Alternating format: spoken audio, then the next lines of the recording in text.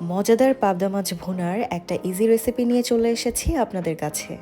যারা মায়ের হাতের পাবদা মাছ পছন্দ করেন কিন্তু কখনো নিজে রান্না করা হয়নি, অর্থাৎ নতুন রাঁধুনি, আশা করি তাদের জন্য এই রেসিপিটি অনেক কাজে দিবে। কেননা এই রেসিপি ফলো করে খুব সহজে আর অল্প কিছু ইনগ্রেডিয়েন্টস দিয়ে বানিয়ে ফেলতে পারবেন মজাদার পাবদা মাছ ভুনা। তো চলুন কথা না বাড়িয়ে আমরা রেসিপিতে চলে যাই। তো আজকের রেসিপির জন্য আমি এখানে মাত্র 4 পিস পাবদা মাছ নিয়েছি। আর এই মাছগুলোকে কেটে লবণ দিয়ে ভালোভাবে ধুয়ে নিয়েছি। আমরা মূল রান্নায় চলে যাব, আর এজন্য একটা প্যানে রান্নার তেল দিয়ে দিচ্ছি। তেল আপনারা আপনাদের প্রেফারেন্স অনুযায়ী দিতে পারেন, তবে যে কোনো রান্নায় স্বল্প তেল খাওয়াই স্বাস্থ্যসম্মত। তেল গরম হয়ে আসলে তাতে দিয়ে দেব পেঁয়াজ কুচি। এখানে আমি বড় মাপের 2টো পেঁয়াজ কেটে নিয়েছি। হালকা ঘ্রাণের জন্য দিয়ে দেব একটা তেজপাতা। পেঁয়াজগুলোকে এরকম বাদামি করে ভেজে নেব। আর হালকা এরকম বাদামি হয়ে আসলে তাতে দিয়ে দিচ্ছি পেঁয়াজ বাটা। এখানে আমি 2টো পেঁয়াজকে সামান্য পানি দিয়ে ব্লেন্ড করে নিয়েছি। এই পেঁয়াজ বাটাকে ততক্ষণ পর্যন্ত কষাতে হবে যতক্ষণ না পেঁয়াজের কাঁচা গন্ধটা চলে না যায়। এবার দিয়ে দিব 2 চা চামচ আদা রসুনের পেস্ট। এবার দিয়ে দিচ্ছি 1 চা চামচ হলুদের গুঁড়ো। তারপর দিয়ে দেব 1.5 চা চামচের মতো ধনিয়ার গুঁড়ো। মরিচের গুঁড়া দিয়ে দেব 1/2 চা চামচ, তবে ঝাল বেশি খেতে চাইলে বাড়িয়ে দিতে পারেন। জিরার গুঁড়া দিয়ে দিচ্ছি 1 চা চামচ। স্বাদ মতো লবণ দিয়ে দিচ্ছি। এবার মশলাগুলোকে খুব ভালোভাবে মিক্স করে কষিয়ে নিতে হবে। মশলাগুলো যাতে পুড়ে না যায় সেজন্য সাথে সামান্য একটু পানি দিয়ে দিচ্ছি। অনবরত মশলাগুলোকে নাড়তে হবে, আর এই সময় আমার চুলার হিট ছিল মিডিয়ামে। মশলাগুলোকে আমি প্রায় 10 মিনিটের মতো কষিয়েছি। এতে করে পেঁয়াজ বাটার আর আদা রসুন বাটার যে কাঁচা গন্ধটা ছিল সেটা চলে গিয়েছে। এবার দিয়ে দিচ্ছি 1 কাপ পরিমাণ টমেটো কুচি। এখানে আমি 2টো টমেটোকে কুচি করে নিয়েছি। টমেটো এভাবে ছোট করে কেটে দিলে খুব সহজে গলে যেয়ে তরকারির সাথে মিশে যাবে। তবে আপনারা যদি আস্ত টমেটো খেতে পছন্দ করেন সেক্ষেত্রে বড় করে স্লাইস করে কাটলেই হয়ে যাবে।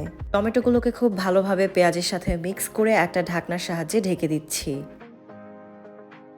7 থেকে 8 মিনিট পর ঢাকনা উঠিয়ে নেড়ে দিতে হবে। আবারও ঢাকনা দিয়ে ঢেকে দিতে হবে। পুনরায় 7 থেকে 8 মিনিট পর ঢাকনা উঠিয়ে নেড়ে দিতে হবে যাতে নিচে লেগে পুড়ে না যায়। তরকারি এমন শুকনো হয়ে আসলে মাছ দিয়ে দিতে হবে। মশলার সাথে মাছগুলোকে একটু কষানোর জন্য এই মুহূর্তেই মাছগুলোকে দিচ্ছি। খুব বেশি সময় না, আমি জাস্ট 2 মিনিট মাছগুলোকে এভাবে কষাবো। একটা ঢাকনা দিয়ে 2 মিনিটের জন্য ঢেকে দিচ্ছি। 2 মিনিট পর ঢাকনা উঠিয়ে খুব সাবধানে মাছগুলোকে উল্টে দিতে হবে। চুলার হিট এ সময় লো থেকে মিডিয়ামের মাঝামাঝি রাখতে হবে।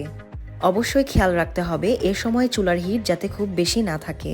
আশা করি দেখতে পাচ্ছেন আমি খুব আলতোভাবে মাছগুলোকে উল্টে দিচ্ছি।